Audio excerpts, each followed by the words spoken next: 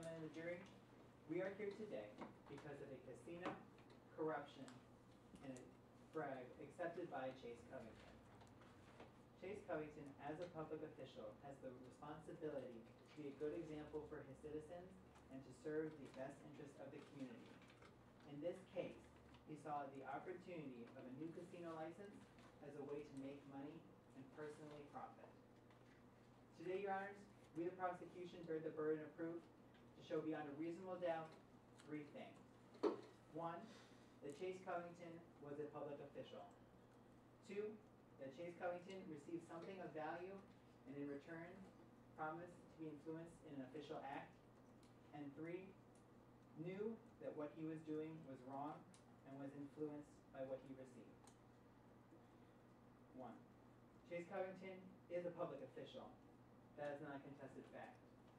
However, he is a public official with the responsibility to be a good citizen and a model leader. And he did not do that. In fact, today the court has heard from the defense's own witnesses, Corey Hyde and Allie Thomas, about the amount of time Mr. Covington has spent at the casino, gambling, winning and losing money. In addition, his own step-sibling, Tracy Manessos, testified that Covington often is out late in drinking and gambling, and that she was concerned for her stepbrother's health. In addition, we must prove the second fact, that Chase Covington did indeed receive something of value. Now, it has been shown today throughout many cases that Chase Covington received, that Mickey Keenan, during one of their meetings, showed that a napkin was passed back and forth between Mr. Covington and Bancroft. In addition, Ms. Hyde testified that Mickey Keenan had discussed bribery talk in the conversation. And lastly, we must prove that Mr. Hyde did so to be influenced in an official act. It leads down to one thing, this new casino license. As you heard from Mr. Covington himself, it was unprecedented for someone to have two licenses. It's not something that happens very often. In fact, a new license only comes around about every 10 years or so.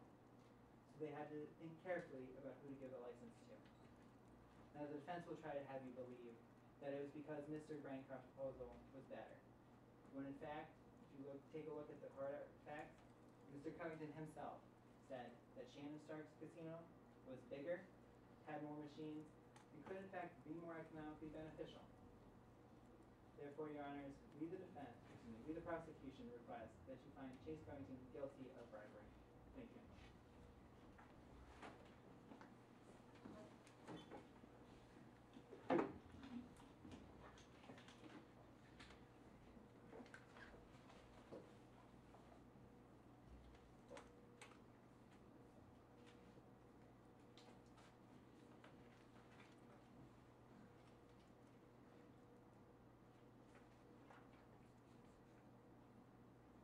Defense? You may proceed with closing remarks. Yes, Your Honor. Your Honor, opposing counsel, members of the jury, it all came down to experience. In today's trial, we've heard the story of a man, Chase Covington, the head of the Gambling Commission and an honest political official. He, as the head of the Gambling Commission, was tasked with overseeing basically the vote on this new proposal. When the commission announced, many people applied, and Chase Covington merely did his job. He went through, he weeded out the proposals that made no sense and came down to two: Avery Bancroft's and Shannon Stark's. And then he continued to do his job. He met with both of them. He compared their proposals. He looked at the things they had written, the things they had done, and then he looked at experience. One proposal, Avery Bancroft's, was of a casino owner already. Somebody who worked in an entertainment industry, worked with a business built from the ground up that was functioning well, was turning a profit. Somebody who would argue he knew how to run a casino, run it so it didn't go bankrupt. On the other side, you had Shannon Stark, a professional gambler, somebody who took out loans before the casino was even guaranteed to her, and then had to seek co-investors just to raise the capital. Now, Chase Covington looked at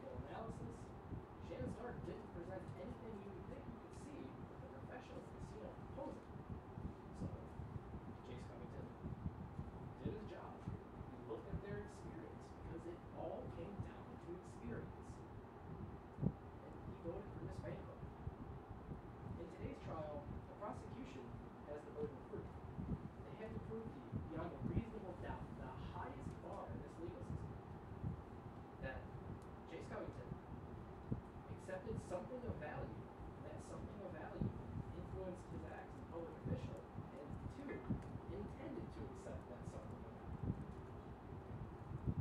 They haven't done that. In today's trial, we haven't heard a single witness come up here and say Chase Covington accepted anyone.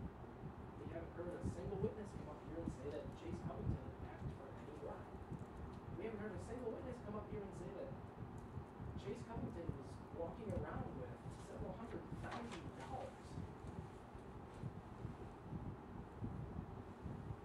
Well, we ourselves don't have a burden. We just come before you and we present the facts.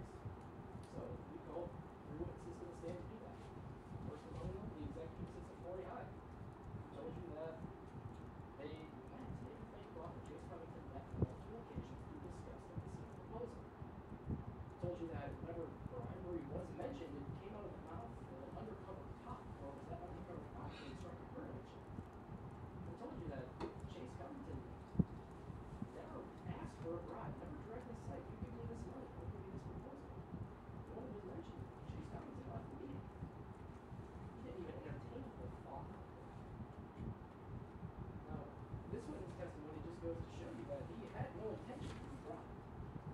That under no circumstance did he want to.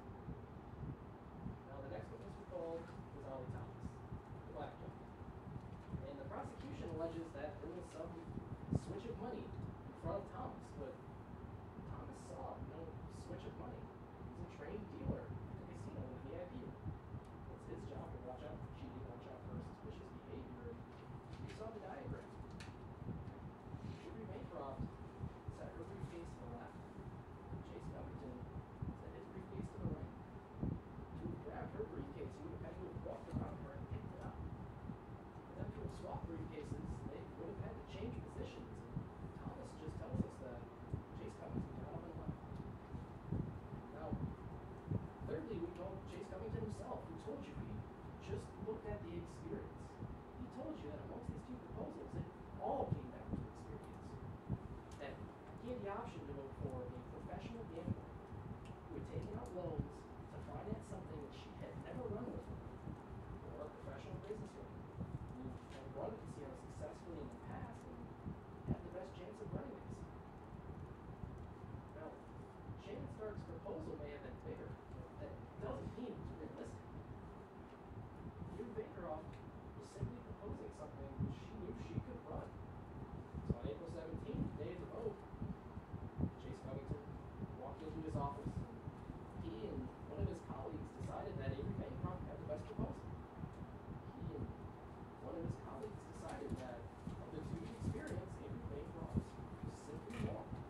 So they did the only logical thing they could do. They chose Avery Bancroft. Now, the prosecution is trying to sell you a story that Chase Covington tried to elicit a bribe, that Chase Covington had made it clear that he wanted a bribe, that money had changed hands, and that this was all a bribe. But nowhere have we heard this. The only thing we've heard in court today was an honest public official doing his job, looking through proposals, deciding which ones were the best, and then selecting them. There was no violation of trust. Chase Covington did exactly what he was supposed to do. He chose the person with the most experience, the person most likely to succeed. This didn't come down to a bribe. There was no corruption. This all came down to experience. The defense has come up here and we've portrayed Chase Covington as he is. He never said anything to incriminate himself. He never demanded anything. Chase Covington really got up, went to work, and was arrested for it.